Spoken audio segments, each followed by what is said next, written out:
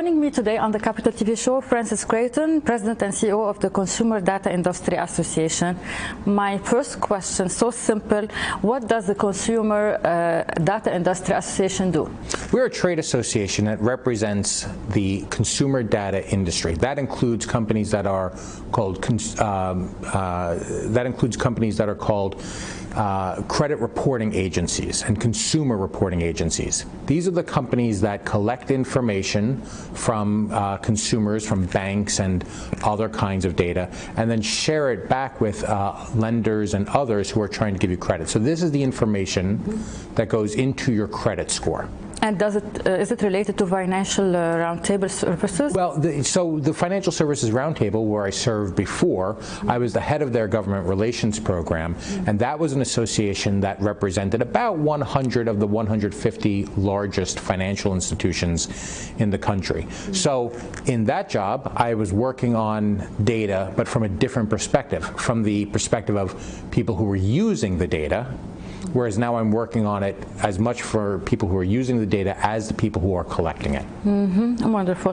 What is your work with the Senate considered or focused on? So before I was at the Financial Services Roundtable, I was on Capitol Hill, where I was the chief of staff for a member of Congress who later became a United States Senator. And I was his chief of staff, and not everybody understands really what the chief of staff's job is, but primarily you're helping the senator run the office.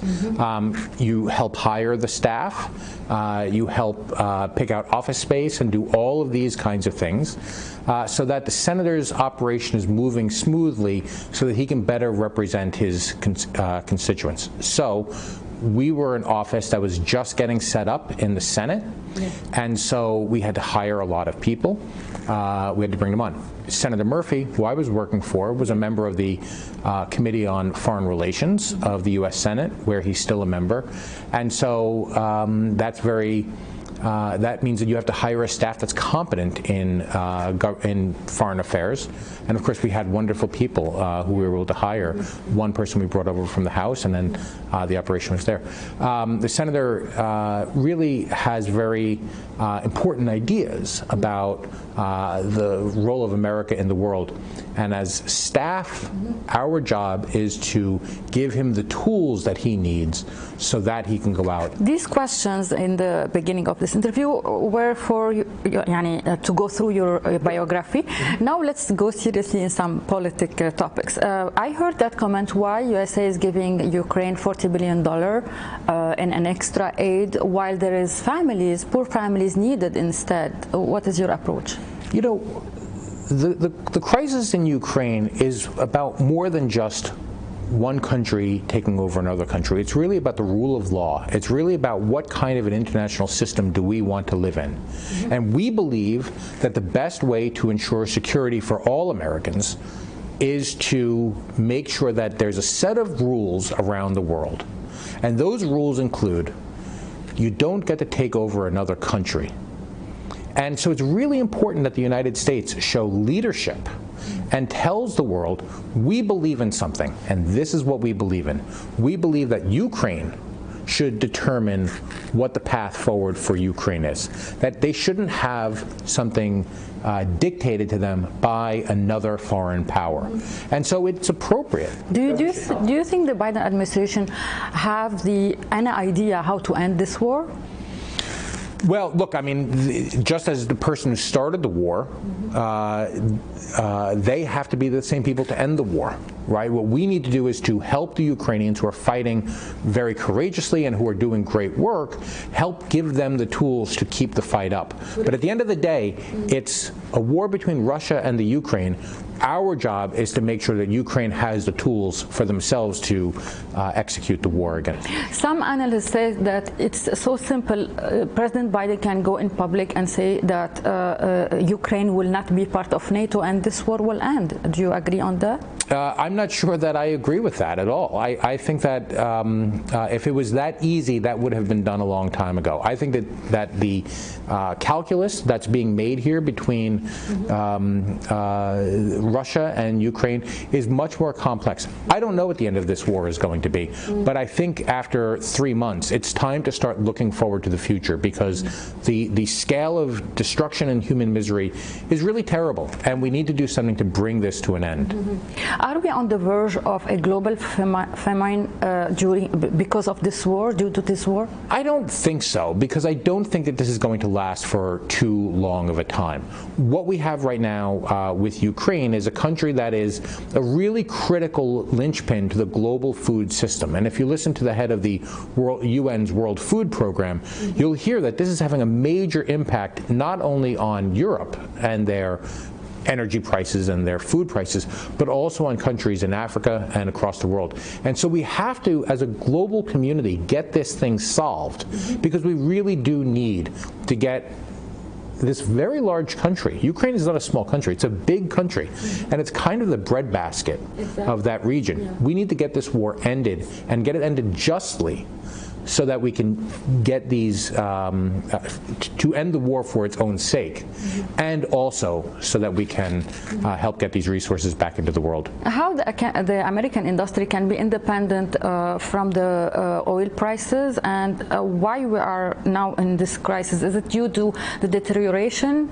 with the relationship between the Biden administration and Saudi Arabia, or most of the country from OPEC? Well, you know, the United States produces enough energy to be energy independent, right? And we actually have capacity to do even more production. But during the pandemic, a lot of energy producers shut down wells and other things, because the demand at the beginning of COVID, if you remember, just dropped so much. Yeah. So I think the most important thing right now is to use the existing capacity in the systems to start ramping up more production and get more energy out there. But at the end of the day, energy prices are global prices. They're a global commodity.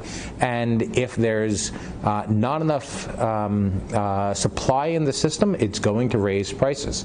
And so I think what we need to do is to have all the players who want to be part of the free world increase production, so that we can bring down prices for everybody, because... But we have to admit that we have a political problem with Saudi Arabia, which is the most important, biggest producer. Yes, that's right. And not addressing that problem means that we're giving Russia another tool to prosecute the war, because when they can hold back supplies of energy into Europe and other places, it means that the will to keep the war, to keep supporting Ukraine, goes down. So if the Saudis and others, and the other OPEC nations, can increase production, you sort of give the Ukrainians a little bit more of a push without having to engage in arms sales or anything else.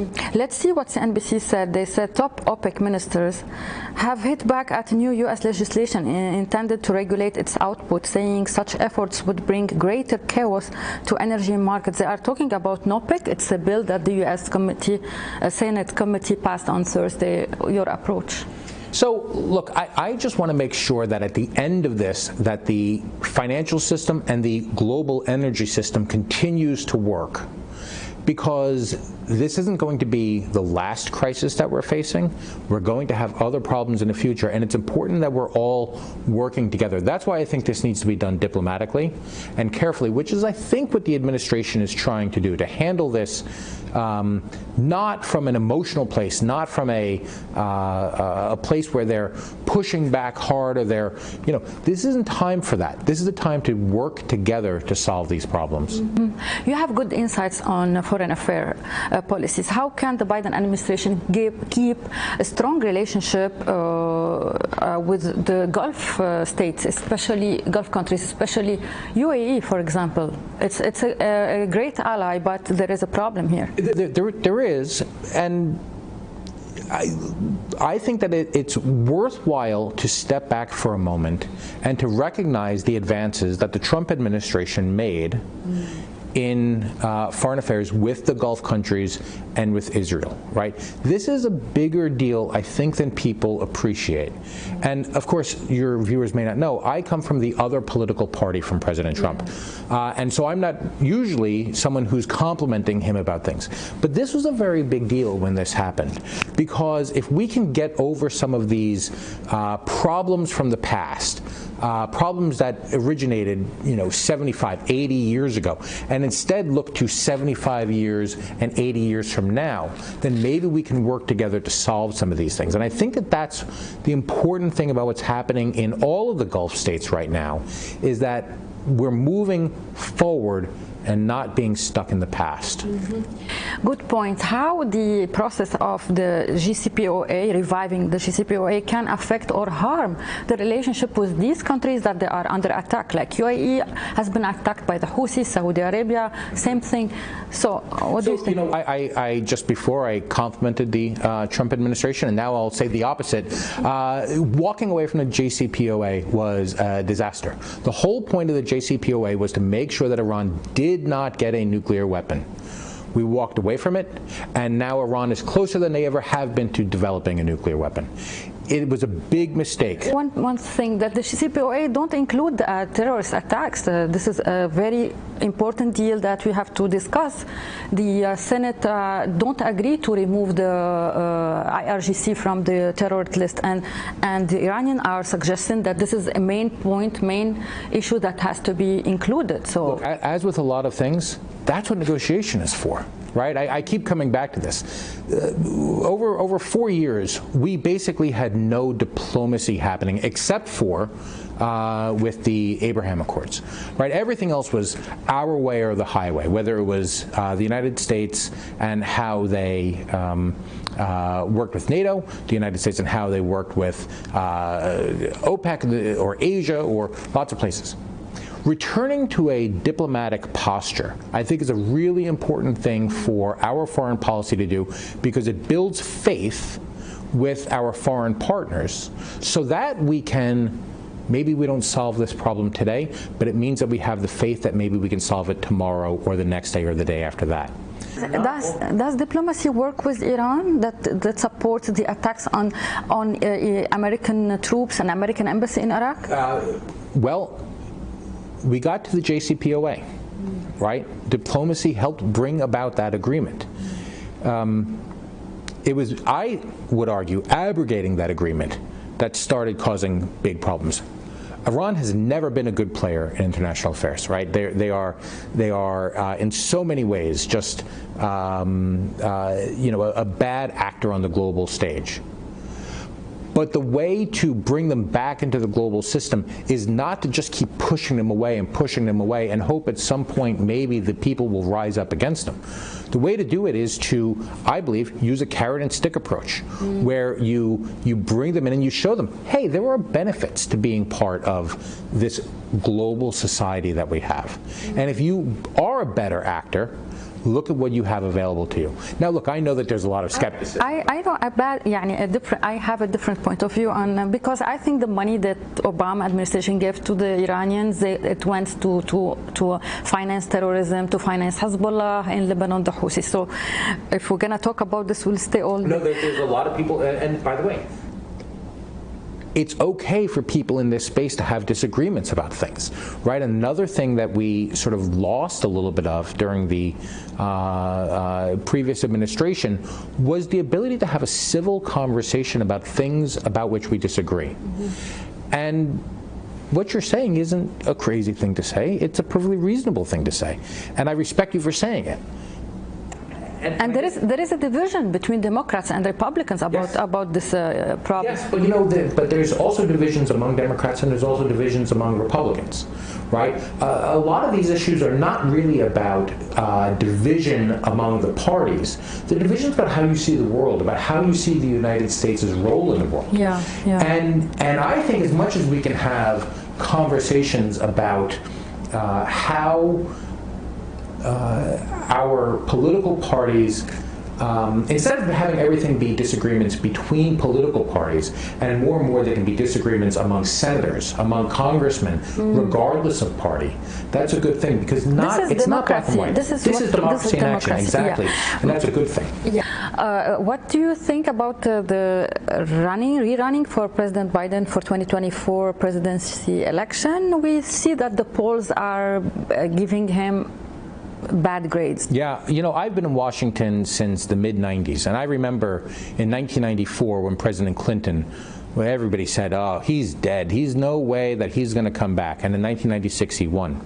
In 2010, when President Obama was in charge, boy, it just looked terrible for him. He had lost Congress in an historic sweep. 2 years later, he came back and he won. I think that could happen here as well. I think that you could see a world where the Republicans continue to go down a path of division and culture wars and attacking the rights of women and doing other things like that and setting themselves up so that instead of continuing to move up, they kind of peak in 2022, when I do think they'll likely win the Congress, the midterms, and then kind of go down from there, as they did in 1994, as they did in 2010. But, you know, that's why you have the election, right? I mean, you have to play out the string and see what happens. I don't know what's going to happen in 2024, but I wouldn't count out Joe Biden. The guy's a fighter.